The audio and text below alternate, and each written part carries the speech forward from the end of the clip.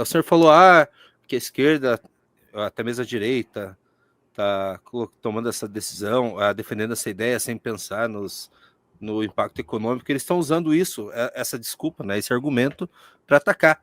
Vocês só pensam no impacto econômico, não pensam nas pessoas. Virou uma discussão infantilizada demais. Eu queria mostrar um gráfico aqui, que a gente traz Por esse favor. gráfico, num gráfico não, né, uma tabela. Várias vezes já trouxe esse gráfico aqui, mas eu acho importante a gente colocar de novo, que é esse aqui, ó. Isso aqui, essa situação, né, atual. Cadê? Onde é que tá isso? Tá aqui.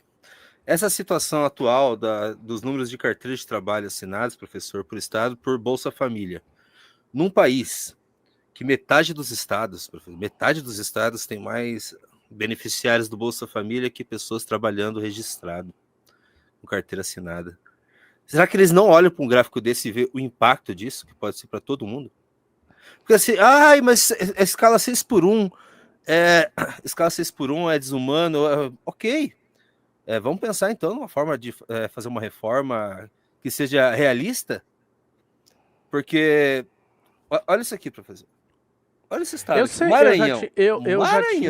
eu já tinha visto esse gráfico. Eu já tinha visto esse gráfico. Qual que é o impacto até para os usuários do Bolsa Família? Assim, esses empregos vão desaparecer. Empregos com carteira aqui, ó. Esses aqui vão desaparecer, a maioria disso aqui. Dessas pessoas que vão perder emprego vão para o Bolsa Família? Daí piora um pouco mais essa situação, esse gráfico? Até quando o quanto as pessoas que vão continuar trabalhando vão conseguir pagar os benefícios?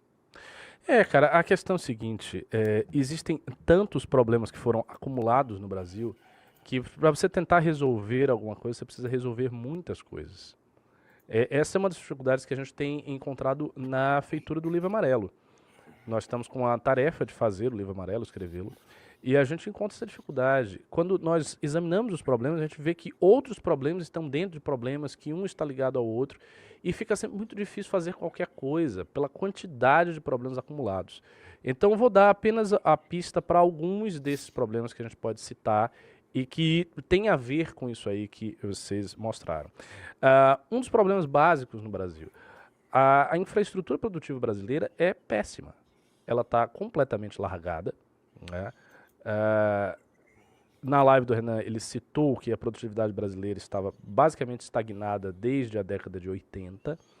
E isso mostra também um ponto essencial para a direita fazer a sua reflexão, que é o seguinte: no ciclo que vai da década de 30 até a década de 80, a gente tem um projeto que, com variações que vieram do fato que ele foi levado a cabo por democratas, foi levado a cabo por ditadores, né, pelo ditador Getúlio Vargas no Estado Novo, pela ditadura militar de 64, mas a gente teve um projeto que unificou o Brasil, que foi um projeto de desenvolvimento no Brasil. Um projeto de desenvolvimento que se baseava nos seguintes pilares: o desenvolvimento da indústria brasileira, no aumento da capacidade produtiva do Brasil, no desenvolvimento de uma infraestrutura que, com Juscelino, toma fôlego em infraestrutura rodoviária, mas que era uma infraestrutura geral, né, rodoviária, de porto, de aeroporto, de energia, de tudo. E esse foi o grande projeto brasileiro que fez o Brasil crescer muito na época da ditadura,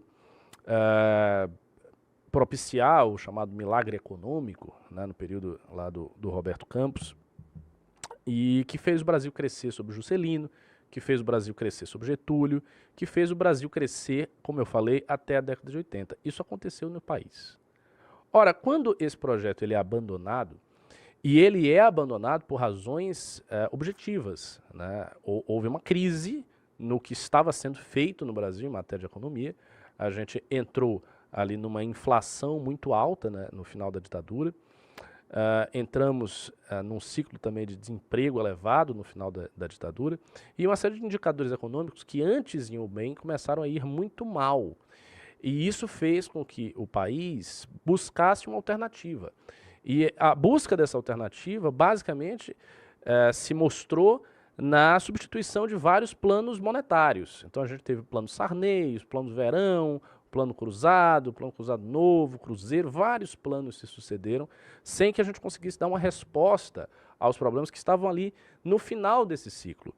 A resposta só veio em 1994 com o Plano Real. Então você teve a criação do Plano Real, que foi uma resposta que, enfim, bloqueou, né, a inflação, reduziu assim, vertiginosamente a inflação e que conseguiu deixar o Brasil numa linha de racionalidade fiscal que está, apesar de algumas variações aí que a gente viu, que está vigente até hoje no Brasil. Então a gente conseguiu conquistar uma coisa que é conquistar as metas de inflação e tudo mais. O que ocorre, e eu já falei isso algumas vezes, é que a gente conquistou isso, mas nós não retomamos nenhum plano de desenvolvimento produtivo. A gente restringiu a nossa discussão econômica no Brasil a qual presidente consegue manter a meta de inflação. Veja como os jornais falam de economia no Brasil. É sempre se você conseguiu manter a meta de inflação ou não, se você está respeitando isso, quanto está o dólar. São essas questões monetárias. Mas não há mais uma discussão sobre produtividade no Brasil, sobre infraestrutura, em termos amplos, sobre renovar a matriz energética, sobre industrializar o país, sobre diversificar o setor de produção do país. Nada disso se discute. Essas coisas elas foram meio que deixadas de lado.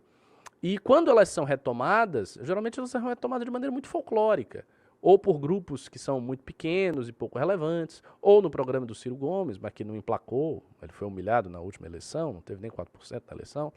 Então, não é uma discussão que consegue alcançar o Brasil, sabe? Ela não é discutida... Caiu aqui. Caiu a live toda? Eu tô... Ah, ok. Ela não alcança o Brasil.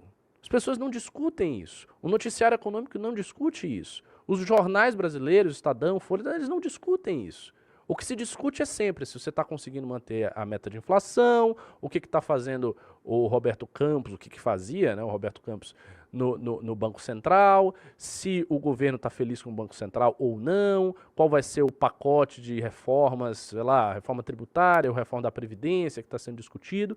Beleza, tudo isso é lindo, mas assim, tudo isso diz respeito a um determinado aspecto da economia apenas, e não a totalidade das relações econômicas. Porque quando se pensa a totalidade das relações econômicas, se pensa no desenvolvimento do Brasil, no desenvolvimento do país, na mudança do país. E isso, como eu falei, isso foi relegado para uma esfera de discussão que nem aparece na discussão mais séria do Brasil. Então, não é de se espantar que a nossa produtividade esteja estagnada desde a década de 80. Ela está estagnada desde a década de 80 porque um programa de desenvolvimento do Brasil foi abandonado. Se ele foi abandonado, então como é que a produtividade pode subir? É impossível que a produtividade suba. Agora, isso, Júnior e chat aqui, não é responsabilidade do trabalhador. Isso não é responsabilidade das pessoas. Ah, mas a produtividade baixa do Brasil porque as pessoas não gostam de trabalhar, porque elas são preguiçosas, porque elas são vagabundas, ou porque qualquer motivo psicologizante. Não tem nada a ver com isso. Produtividade do trabalho é ruim porque os fatores que condicionam essa produtividade são precários, que vão desde a educação diz respeito, né, à formação do trabalhador, mas não é a educação a única questão. Se fosse a única questão, seria até mais fácil. Não é a educação, é o entorno completo disso aí.